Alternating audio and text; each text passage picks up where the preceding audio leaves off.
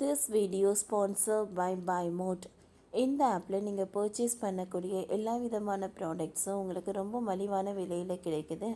இதில் நிறைய offers and coupons provide பண்ணுறாங்க. ஸோ இதோட லிங்க் உங்களுக்கு டிஸ்கிரிப்ஷனில் கொடுக்குறேன், யூஸ் பண்ணி பாருங்கள். அம்மா மீதான பாசம். சொந்த செலவில் நூலகம் கட்டி தந்த ப. சிதம்பரம். கவிதை எழுதி பாராட்டிய வைரமுத்து.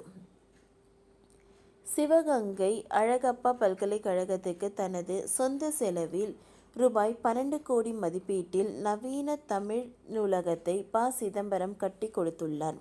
இந்த நூலகத்தை முதல்வர் ஸ்டாலின் நேற்று திறந்து வைத்த நிலையில் விழாவில் பங்கேற்ற கவிஞர் வைரமுத்து கவி கொண்டையாக ப. சிதம்பரம் வழங்கிய நூலகத்தை மக்கள் பயன்படுத்தி கொள்ள வேண்டும் என்று கூறியுள்ளார். முதல்வர் ஸ்டாலின் 2 நாள் சுற்றுப்பயணமாக நேற்று சிவகங்கை மாவட்டம் காரைக்குடிக்கு சென்றார். காரைக்குடியில் உள்ள அழகப்பா பல்கலைக்கழகத்தில் பழனியப்பா செட்டியார் நினைவு கலையரங்க வளாகத்தில் புதிதாக கட்டப்பட்டுள்ள தமிழ் நூலகத்தை அவர் திறந்து வைத்தார். அதேபோல பல்கலைக்கழக நிர்வாக அலுவலக கட்டிடத்தில் நிறுவப்பட்டுள்ள திருவள்ளுவர் சிலையை திறந்து வைத்தார். அதில் முக்கியமான விஷயம் என்னவென்றால், அந்த தமிழ் நூலகத்தை கட்டி கொடுத்தவர் ப. சிதம்பரம். முன்னாள் மத்திய அமைச்சரும் காங்கிரஸ் கட்சியின் மூத்த தலைவருமாக இருப்பவர் ப. சிதம்பரம். இவர் சிவகங்கை மாவட்டத்தை சேர்ந்தவர். தனது தாய் லட்சுமி நினைவாக இந்த நூலகத்தை 12 கோடியில் ப. சிதம்பரம் கட்டி கொடுத்துள்ளார்.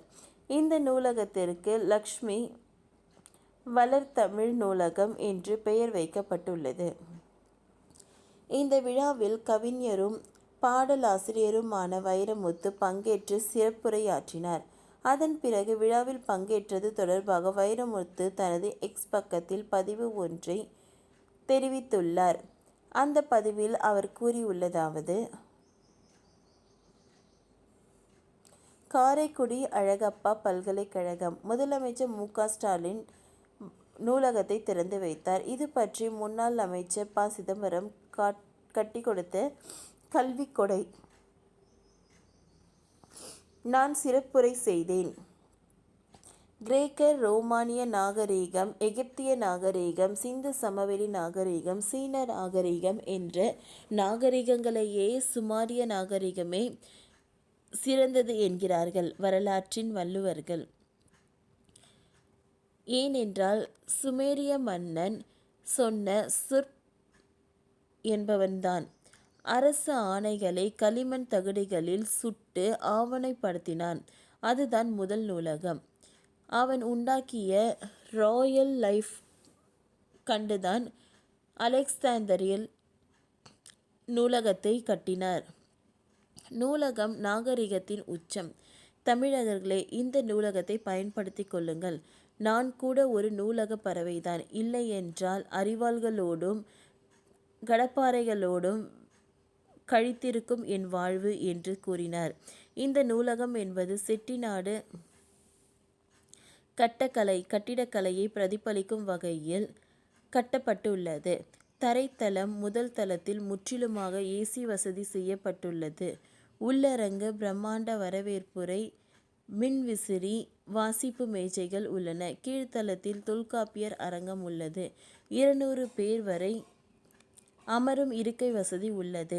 இணையதள வசதி என்பதும் உள்ளது. 31,000 சதுர அடியில் இந்த நூலகம் கட்டப்பட்டுள்ளது. 2021 செப்டம்பர் மாதம் ப. சிதம்பரம், கார்த்தி ப. சிதம்பரம் பல்கலைக்கழக துணைவேந்தர் வி. உள்ளிட்டவர்கள் பூமி பூஜை செய்து தற்போது கட்டுமான பணிகள் முடிவடைந்த நிலையில் முதல்வர் ஸ்டாலின் திறந்து வைத்துள்ளார் என்பது இங்கே குறிப்பிடத்தக்கது. ஓகே ஃப்ரெண்ட்ஸ், இந்த வீடியோ உங்களுக்கு பிடிச்சிருந்தால் லைக் பண்ணுங்கள், ஷேர் பண்ணுங்கள், சப்ஸ்கிரைப் பண்ணுங்கள். தேங்க்யூ.